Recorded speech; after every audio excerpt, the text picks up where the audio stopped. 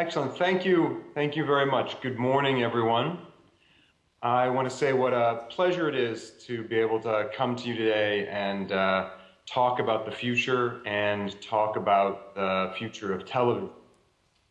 I think it's actually quite fitting that we were able to make the connection via the internet to actually have me come and speak to you, because what better way to illustrate the transformation of audiovisual media than to have me come to you from the West Coast of America and actually speak to you today. So I wanted to say what a pleasure it was for me to do, and also to thank the audiovisual crew, so Natalia and the translators, because to bring me to you today took quite a bit of work, and so I wanted to make sure to thank them as well.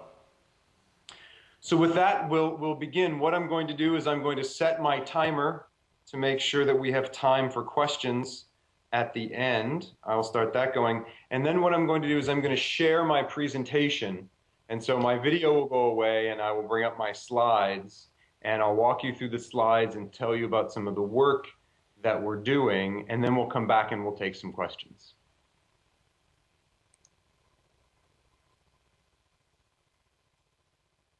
So this is the presentation, and it asks, what will the future look like?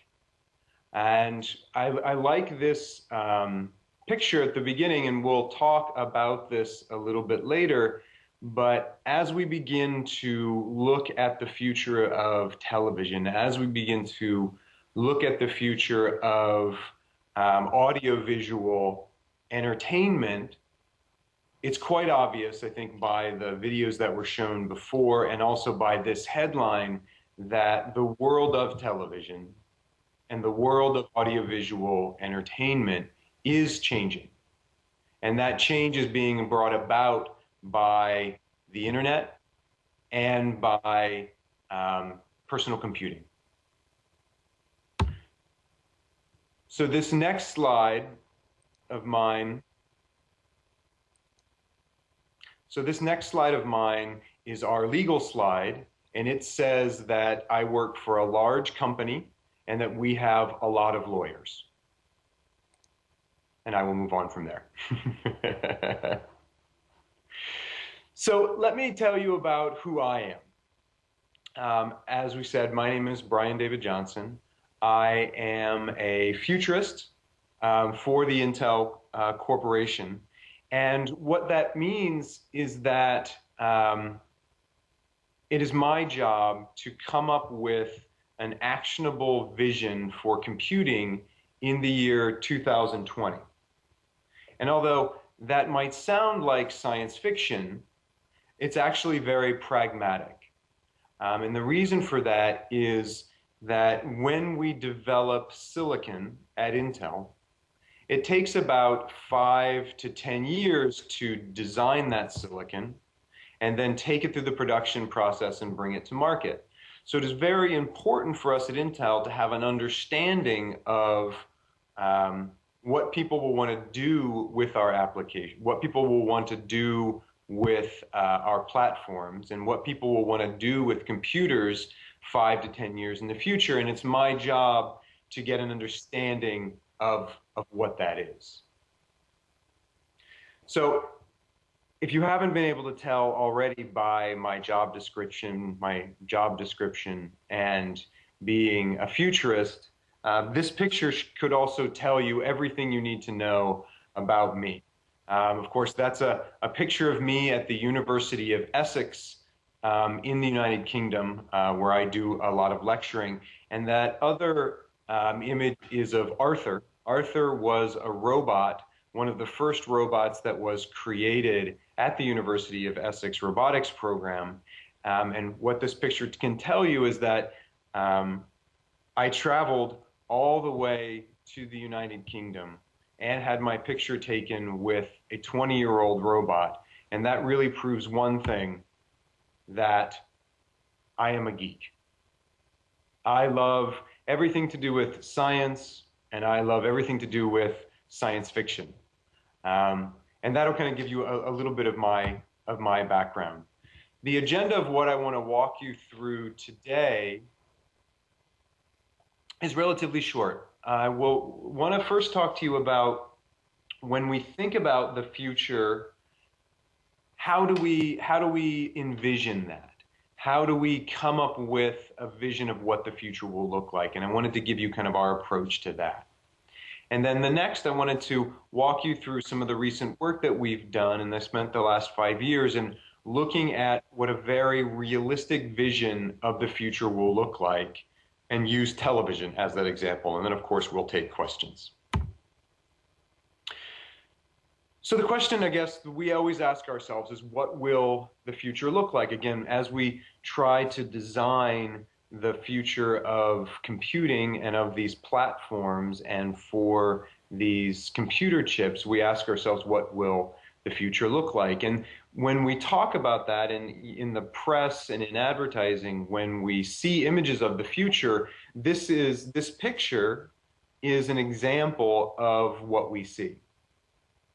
But I'm here to tell you today that this is not what the future will look like. I don't like these pictures, and I don't like these representations of the future.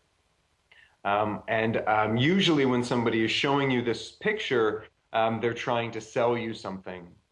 And this was actually an image that Intel created a few years ago.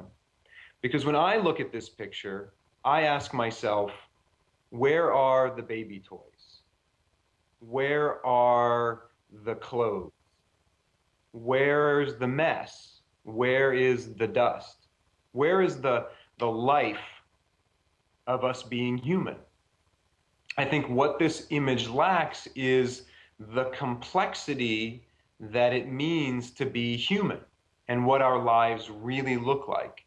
So when I look at this picture, to me, this is not what the future looks like. When I think of the future, to me, the future looks like this. This is an image that we took this year when we were studying where the future of television was going. And this is a great representation of the future. If you can see in this picture, this woman who was actually also in the United Kingdom, she has a laptop on her lap, she has a smartphone in her hand, she has a connected photo frame, she also has a television, she has a lot of different screens all working together and all connected together. So from a future of television standpoint, this is very exciting. But what I also like about this picture is it has humanity. It has it has the mess of living. You can see she has a whole bunch of clutter on top of the furniture. She has the drawer is open. She's in her bare feet. To me, this is a very comfortable future. I want to live in this future. When I look at this picture, I do not want to live in this future because this future looks like a prison. It's very cold and doesn't have humanity. This picture of the future is very comfortable. Now also, when I think about the future, one of the things that I like to point out is that I'm also very optimistic. And the reason why I'm optimistic is that I base most of our work on what consumers think about the future. And consumers are usually very optimistic. And so when I think about the future of television and we look out 5 to 10 years, I think this is an excellent example of what the future of TV could be like. That here you have a gentleman looking at television on his cell phone, and he's extremely excited about the future of TV. He thinks that the future of television is awesome. He's very excited about what could happen. And then you have these other people sitting on either side of him who are sort of very bored. And we have one person who's kind of reading a newspaper, and there's one woman who's falling asleep. But this gentleman in the middle is very excited. So what I want to now walk you through is an example of what the future of computing could look like and what a very realistic vision is. And the reason why this is important is because, again, at Intel, we need to develop a vision for the future that we can actually build. So to begin with that, we start with some statistics. And these three statistics I think are very important. So when we look out to the year 2015, one of the things that we saw was that there'd be around 500 billion hours of content available to people via the internet. That's 500 billion hours. That's more content than is humanly knowable.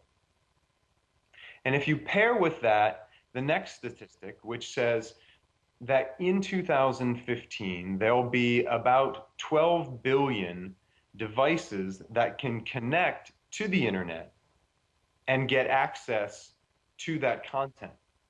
That's 12 billion devices. That's more devices that can connect to the internet than there are people on the earth. So when you put those two together, you have more content than is humanly knowable, paired with more devices than there are people on the earth. When you consider those two, then the third one becomes a very interesting data point. Television and the experience of watching television is at the center of people's lives. That television is at the center of people's homes. It is the center of their living rooms. Sometimes it is the center of their days. People build their days around being able to get home to watch television. So when we put those three together, it became very interesting because you have all of this technological change, yet at the same time, you have this very cherished, very beloved experience of watching TV. So what we ended up doing was we took the researchers in my team, and we have anthropologists and ethnographers who go out all over the world and study what consumers are doing with television, how they watch TV. They study what they do. They study what consumers say they do as opposed to what they actually do. They also study how people are social with their friends and family around television. And all of these give us a very rich insight to a consumer view of the future of TV, of how television was changing.